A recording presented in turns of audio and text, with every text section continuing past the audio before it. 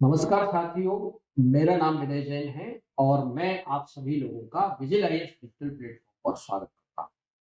आज का जो हमारा विषय है वो समसामयिक विषय है, करंट अफेयर्स बेस्ड टॉपिक है और ऐसा टॉपिक है जो आपके मुख्य परीक्षा के सिलेबस से संबंधित है। यानी प्रथम प्रश्न पत्र का जो खंड बा है उसकी जो इकाई 3 है उस पर आधारित ये प्रश्न हमने यहाँ पे लिया है और इस प्रश्न को हम आपके साथ डिस्कस करेंगे। आपको मालूम होगा कि जो आपका प्रथम प्रश्न पत्र का खंड बा का तीसरा इकाई है उसमें सबसे अंतिम टॉपिक दिया है आपदाग्रस्त जनजातियों के विशिष्ट संदर्भ में, है ना। इसी को हमने यहाँ पे लिया है। यानी जो पीवीटीसीज है, पार्टिकुलरली वल्नरेबल ट्राइब्स है, उस वो काफी चर्चा में है। आपको मालूम होगा कि आम बजट 2023-24 में भी पीवीटीसीज मिशन को शुरू किया गया है और मध्य प्रदेश में भी, क्योंकि जनजातियों का बाहुल्य ज्यादा है और यहाँ प्रदेश सरकार भी जनजातियों के लिए बहुआयामी उपाय कर रही है, इसलिए इन सभी बातों को ध्यान में रखते हुए यहाँ पर हमने इस प्रश्न को बनाया है। प्रश्न क्या है, पहले हम ये जान लेते हैं। प्रश्न है हमारा, पंचायत अनुसूचित क्षेत्र के लिए विस्तार यानी पेशा अधिनियम 1996 मध्य प्रदेश सरकार द्वारा जनजातीय स्वशासन की दिशा में महत्वपूर्ण पहल है, स्पष्ट कीजिए। यानी पेशा जो मध्य प्रदेश में लागू किया गया है वो जनजातीय स्वशासन की दिशा में एक महत्वपूर्ण पहल है या कदम है, इसे हमें स्पष्ट करना है। पहले हम तय कर लें कि हमें इस प्रश्न के उत्तर में लिखना क्या है। तो सबसे पहले आपको एक संक्षिप्त इंट्रोडक्शन बनाना होगा और उस इंट्रोडक्शन में आपको ये बताना रहेगा कि जो पेशा अधिनियम है वो कब बनाया गया था और हमारी प्रदेश सरकार ने उसको कब लागू किया, और फिर उसका हम बताएंगे उद्देश्य। फिर हम बॉडी पार्ट जो इसका है उसमें हम बताएंगे कि इस अधिनियम से जो हमारा स्थानीय जनजाति समुदाय है उसको क्या क्या लाभ होने वाले हैं, उनको हम बिंदुवार तरीके से एक एक करके बताएंगे। इसको हम इंग्लिश और हिंदी दोनों में यहाँ पे डिस्कस करेंगे। चलिए इंग्लिश में भी पढ़ लेते हैं इस क्वेश्चन को हम। The panchayat extension to the scheduled areas PISA Act 1996 is an important initiative by the government of Madhya Pradesh towards tribal self-governance. Explain. आपको यहाँ पर जो पेशा अधिनियम लाया गया है वो एक महत्वपूर्ण इनिशिएटिव है और फिर आपको ये बताना पड़ेगा कि ट्राइबल सेल्फ गवर्नेंस में ये किस प्रकार से हेल्पफुल है। चलिए अब हम इसके उत्तर को जानते हैं। उत्तर कैसे लिखना है, उसका स्ट्रक्चर कैसे बनाना है, उत्तर में किन किन बिंदुओं को बॉडी पार्ट में शामिल करना है, तभी हमारा उत्तर एक आदर्श उत्तर होगा, एक मॉडल आंसर होगा। उत्तर देखिएगा, 200 शब्दों में लिखना है, वर्ड लिमिट है 200 और 11 अंक का एक प्रश्न। आप जानते हैं यहाँ पर हमने थोड़ा वर्ड लिमिट को अभी उपेक्षित किया हुआ है, इसलिए ताकि आपको इससे रिलेटेड जो जानकारी है वो A to Z हो जाए। इसमें आप वर्ड चार्ट भी कर सकते हैं। देखिए पहले क्या लिखा है, ब्रीफ इंट्रोडक्शन है। आपको इंट्रोडक्शन वहां हेडिंग नहीं लिखना है, ये ध्यान रखिएगा। पेशा या panchayat extension to scheduled areas act Bhuria समिति की अनुशंसा पर 1996 को बनाया गया था। मध्य प्रदेश पेशा लागू करने वाला देश का 7वां राज्य है। इसके पहले 6 राज्यों ने इसे लागू किया। कुल 10 राज्य हैं जहां पर पेशा अधिनियम प्रस्तावित है। आप जानते हैं कि यह 5वीं अनुसूची से संबंधित अधिनियम है और इस अधिनियम को इसलिए लाया गया था ताकि जो हमारा जनजातीय समुदाय है वो जो इस विकास प्रक्रिया से प्रभावित है उस विकास प्रक्रिया से वो प्रभावित ना हो, बल्कि उसे इस प्रक्रिया का एक लाभ भी मिले, क्योंकि वो भी हमारे समाज का एक अंग है। The PESA panchayat extension to Scheduled Areas Act was enacted in 1996 on the recommendations of the Bhuria Committee. Madhya Pradesh is the seventh state in the country to implement Diksha. ठीक है, ये तो हमने इंट्रो बताया। इंट्रो में थोड़ा सा अगर हम यहाँ पे मेंशन कर दें एक किसी आर्टिकल को, तो इसका एक संवैधानिक स्वरूप उभर के सामने आएगा।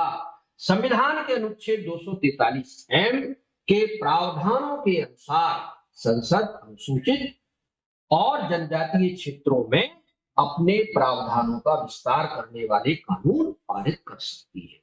यानी इस कानून को बनाने का अधिकार 243 एम के तहत हमारी पार्लियामेंट को है, और फिर राज्यों पर छोड़ दिया गया है कि राज्य इसको अपने तरीके से थोड़ा फ्लेक्सिबिलिटी या लचीले तरीके से अपने हिसाब से उसे लागू करें।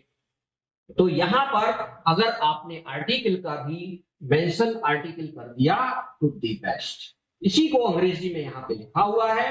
फिर आप देखिएगा कि इस पेशा अधिनियम को किस दिन लागू किया गया, तो आपने वो डेट भी बता दी। जनजातीय गौरव दिवस के अवसर पर मध्य प्रदेश के शहडोल जिले के ब्योहारी गांव में एक सम्मेलन हुआ था, जनजातीय सम्मेलन, और वहां पर इसकी घोषणा की गई थी और उसी दिन इसे लागू किया गया था। तो ये तो हुआ हमारा इंट्रोडक्शन। अब आते हैं, देखिए जब भी आप कभी लिखें तो उसका मेन ऑब्जेक्टिव क्या है, मुख्य उद्देश्य क्या है, उसको भी यहाँ पर उल्लेख करना जरूरी है। मुख्य उद्देश्य क्या है? आदिवासी बहुल क्षेत्रों में सुशासन को मजबूती प्रदान करना। Self governance has to be strengthened in tribal dominated areas. आप जानते हैं कि हमारे राज्य में 89 जनजातीय विकास खंड हैं, 15 जिले ऐसे हैं जहां पर जनजातियों की आबादी अधिक है। इसमें से 6 जिले जो मध्य प्रदेश के हैं उन्हें जनजातीय जिला घोषित किया गया है, ऐसा आप लोग जानते हो। अब हम आते हैं, उद्देश्य बताया, पहले हमने इंट्रो बताया। इंट्रो हमेशा याद रखिएगा कि उसमें केवल हम जो विषय है उससे परिचित कराते हैं, फिर उसका जो मेन मोटिव है वो बताना है आपको, और लास्ट में क्वेश्चन की जो डिमांड है उसको आपको पॉइंट वाइज में लिखना है। लाभ क्या है? देखिए जनजातीय समुदाय को, जनजातीय समुदायों को इससे जो लाभ है, सबसे पहले आप जानते हैं कि जो हमारा 73वां संविधान संशोधन है उसमें जो ग्राम सभा है, उस ग्राम सभा में को जो अधिकार प्राप्त है वो अधिकार उस ग्राम सभा के जनजातीय समुदायों को होंगे। तो क्या है, देखिए पेशा कानून के तहत ग्राम सभाओं को आदिवासी समाज की परंपराओं, उनके रीति रिवाज, सांस्कृतिक पहचान, समुदाय के संसाधन और विवाद समाधान के लिए परंपरागत तरीकों के इस्तेमाल के लिए सक्षम बनाया गया है। आप जानते हैं कि जो हमारे कानून हैं और जनजातीय समाज की जो परंपराएं हैं वो कहीं ना कहीं उनमें मेल नहीं है, इसलिए उनके संस्कृति को ध्यान में रखते हुए उनके अनुसार अपने समुदाय के स्तर पर वो इन सब समस्याओं का केवल समाधान निकालेंगे, बल्कि स्थानीय संसाधनों का उपयोग अपने समाज के हित में कर सकेंगे। ये एक प्रकार से लोकतांत्रिक विकेंद्रीकरण, डेमोक्रेटिक डिसेंट्रलाइजेशन की दिशा में एक महत्वपूर्ण पहल है। आइए और क्या इसके महत्वपूर्ण बिंदु हैं उनको भी हम जानते हैं। पेशा एक्ट के तहत स्थानीय जो संसाधन है, फॉरेस्ट है, खनिज है, या वहां पे जल संसाधन है या मृदा संसाधन है, ये संसाधन जो है उन पर अधिकार जो होंगे वो हमारे जनजातीय समुदायों के होंगे।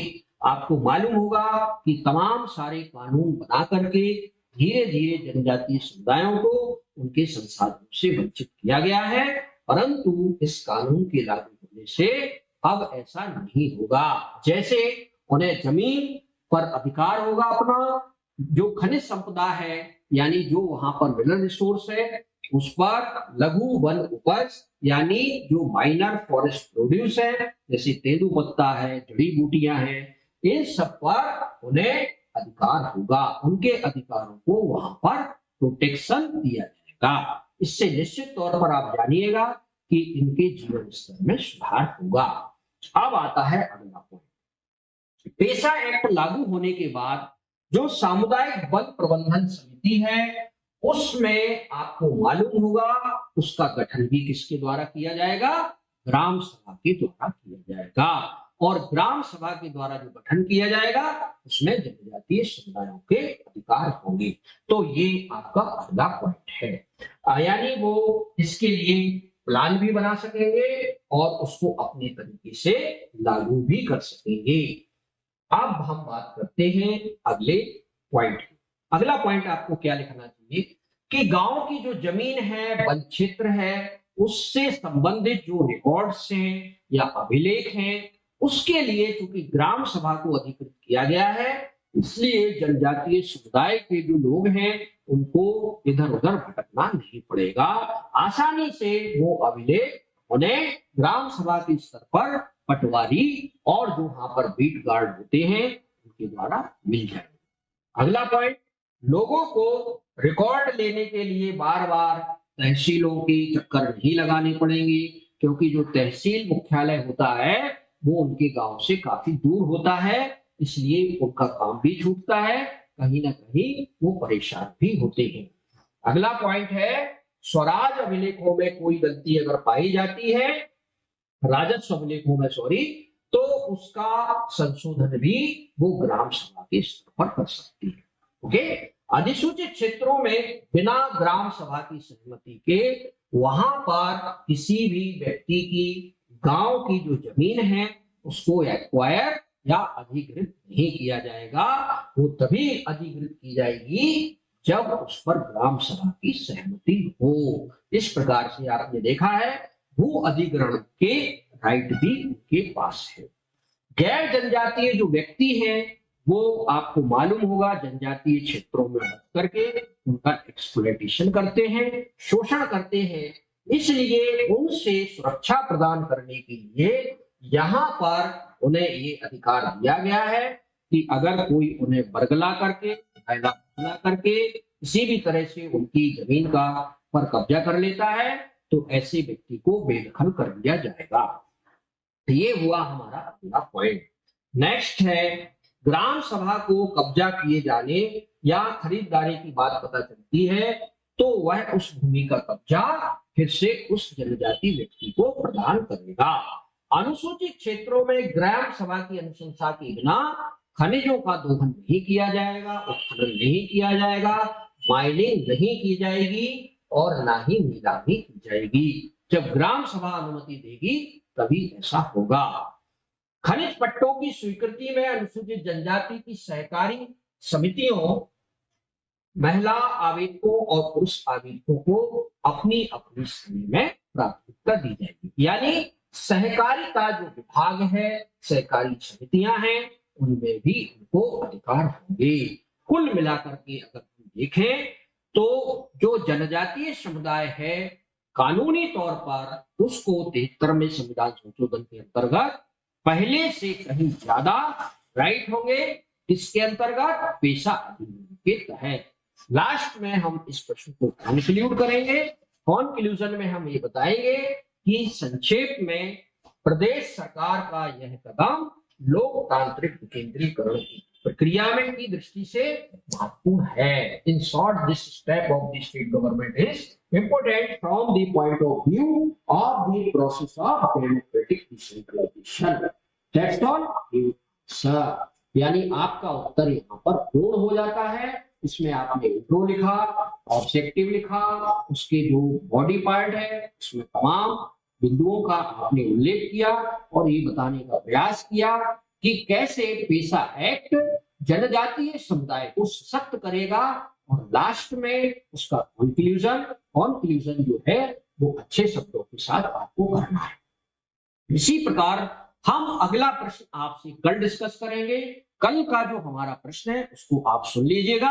हमारा प्रश्न है मध्य प्रदेश सरकार द्वारा जैविक खेती के प्रचार प्रसार के लिए कौन से उपाय किए जा रहे हैं, उन उपायों पर आपको चर्चा करना है। इन सभी इस प्रकार का जो प्रश्न है जैविक खेती का, आप जानते हैं आपका जो सिलेबस है उसमें मध्य प्रदेश का जो टॉपिक है उसके अंतर्गत कृषि, पशुपालन, मुर्गी पालन ये सब दिया हुआ है। उसी टॉपिक पर हम कल फिर आपके साथ नए प्रश्न के साथ उपस्थित होंगे और उस पर उपस्थित चर्चा करेंगे। तब तक के लिए धन्यवाद।